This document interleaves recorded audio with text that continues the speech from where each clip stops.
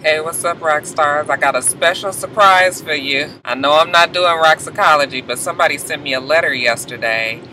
And the letter was actually interesting enough that I thought I would bring it to the Roxstars because I didn't really have an exact answer for her. Only because I haven't really experienced anything like this. I mean, I have my general opinion, but I thought I would bring it to you guys, and maybe you guys can help this young rock star out with the advice that she needs. So it's a special edition Roxicology, just one letter. But we're going to try to help baby girl out, okay? So let's get to it, shall we? Hey, Rox, I know you're not doing Roxicology at the moment, but I really need advice. Prior to starting the nursing program I was in, a 3-year relationship, I found out my ex cheated on me. It was perfect timing since it was the summer before the program started. I wouldn't have to deal with this during school. I went to my GYN to get a checkup. I was fine. He recommended I come back in 6 months, and in 6 months I found out I had herpes simplex virus type 2 or genital. Gross, right?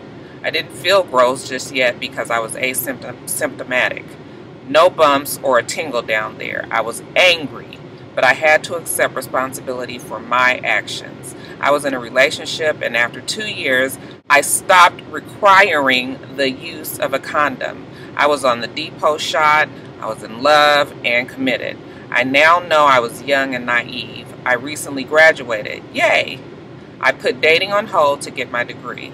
Now that I'm out of school, I would like to date again, but I'm scared. How do I put myself back out there? Most importantly, how do I tell someone I have herpes? I know you're all about girl power and helping us young girls. Maybe this will teach other rock stars, although you are in a relationship with someone who you are committed to, it doesn't mean he is committed to you. You have to be committed to yourself first. Always require a condom. Love, a rock star. Okay, you guys, so I thought this was a good one. Me kind of tag on to my question of the day that I did a while ago, because as much as I like to think of myself as like a thinker, when I was telling you guys that I wasn't sure if I would take Jada down to be put on birth control, I did not at all think about condoms protecting them from diseases. My mind was totally on getting pregnant, and for whatever reason, diseases, sexually transmitted diseases, just never entered my mind. Of course, after I did the video, and then everybody was like, girl, are you crazy? I mean, she could catch something. I mean, pregnancy would probably be the least of her problems if she caught something very serious.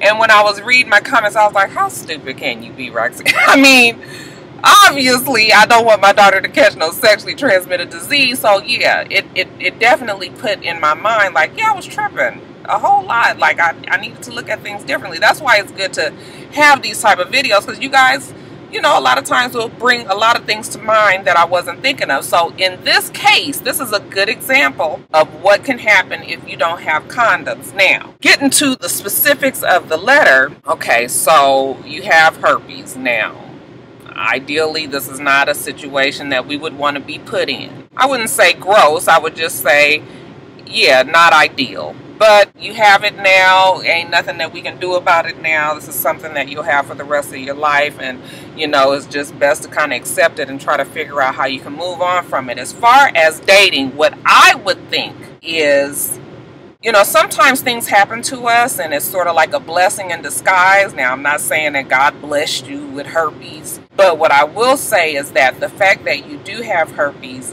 will make you be a whole lot more cautious and selective in the men that you do date. And when you do date, you're gonna be able to decipher and cut out all the bullshit ass niggas right away. And what I mean by that is, you'll be talking to these people, or you'll be dating them, and you'll find out that it's full of shit, and you won't want to even give them the information that is so personal to you to them if you know that they're full of shit. Okay, so you're gonna be able to weed through things. So that's gonna be the first good thing that will come out of this. You know, you're gonna save yourself a lot of time. This is something that I believe you need to keep close to your, you know, close to your vest. You don't need to be telling everybody this, only because you just don't know if a relationship is going to get serious. The other good thing that could come from this is when you do meet a good dude or a couple of good dudes and you're dating and everything, this will also stop you from having sex too soon,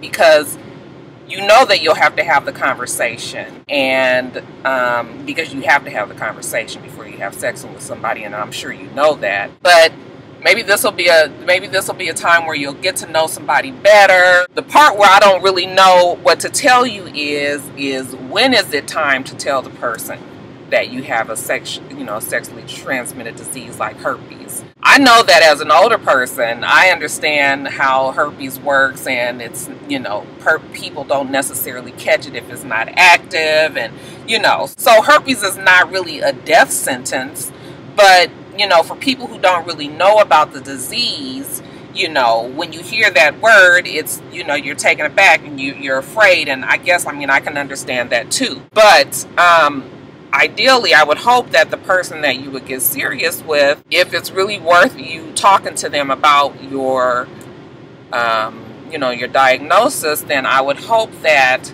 they would at least be willing to learn about the disease, like to let them know, when is the best time to have sex, not have sex, what happens to your body, if you catch it, anything like that.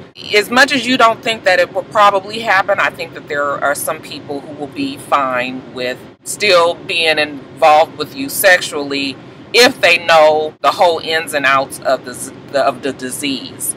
But it's just finding that person. So that's why I wanted to bring it to the Roxstars, because for those of you guys, and I know some of you guys have had sexually transmitted diseases because you guys have told me throughout the years in the comments. I specifically want the Roxstars out there who have maybe had this disease or been involved with somebody that has herpes. When exactly was the time that you had the talk with a person? Like I said, it has to be somebody that you trust with this information. And somebody who you believe is not going to hurt you, even if they don't necessarily want to be involved with you after that.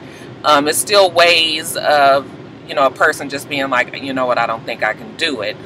As opposed to somebody just going off on you and calling you all kind of names and making you feel worse about a situation that you didn't even choose to be in. So you guys let her know what she should do. I think that as long as you're very educated on what you have, you probably will know when it is time to talk to somebody about it. But I wouldn't even think about that, just trying to get back out into the dating game. I mean, I know it's always going to be at the back of your mind, but just getting out into the dating game and going out, having a good time with another person, you guys going out to eat, you guys going to the movies, you guys going to concerts, you guys spending time together, just chilling at the house, whatever. It doesn't have to always have sex involved. I mean, we put extra pressure on ourselves. For sure, I'm not naive, and I know there's plenty of men out there that eventually want to do it. And I know that you just can't be that way forever, but it doesn't have to be about sex at the beginning. It definitely does not have to be about sex at the beginning. I don't personally think that that's anything that you would need to tell somebody right away. Because like I said, there's a whole bunch of bullshit ass niggas out there, and they wasn't going to get nothing if you had it or you didn't. So, that's why I said just take your time and go out and date. I don't know if you're active in your church or if you are active, in any type of networking, social things or like that. But sometimes if you meet a man in church, ideally, because this doesn't even always ring true, but if you guys already kind of have the same belief or values, the same belief system or the same values, and you can probably talk to them about, maybe abstaining or something like that, that will also take the pressure off of you, because it won't even be about sex anymore. It'll be about you guys trying to do what's pleasing to God and what your beliefs are.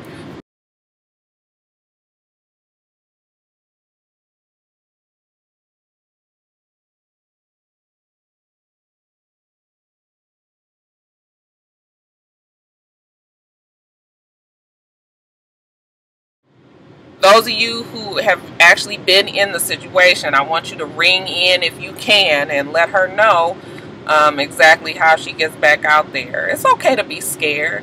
I think people are scared to get in the dating game whether or not they have anything if they've been out of it for a long time. And you've been concentrating on your career, concentrating on your education, which is a great thing. Now it's time to move on. As much as you would not think that there are people out there, successful people out there, married people out there who have this disease, actually, there are quite a few people who do have it. Don't lose hope. You know, this is just one more thing that we have to deal with, and you can do it. It's going to be just fine, okay? But I'm going to try to get some answers for you, help you out as you step forth in the dating field, okay, girl? But you're going to be good. You're going to be good. Those of you out there, let this be a lesson to you, though. We have to protect ourselves. I don't think it's a bad thing that you were in love and you guys weren't using that type of protection anymore. You trusted a person, and many times there's just no way that you can tell if somebody is cheating or not. So not necessarily your fault, but just a situation that has happened that we have to deal with. But yeah, you guys, that's it. I like doing every now and then a Roxicology. I think this works better for me instead of doing a whole bunch just all the time. So y'all don't send me no bombardment of Roxicology letters because it's not brought back. This is just a special edition to help baby girl out. All right, you guys, let me get on back to work. Y'all make sure that you rate, comment, and subscribe to the channel. I'm itsrox. Channel is for itsrox. Everything else I do will be in the bottom bar. Hope you have a wonderful, wonderful rest of your day, and I plan on doing the same. Until next time, Roxstars. Bye.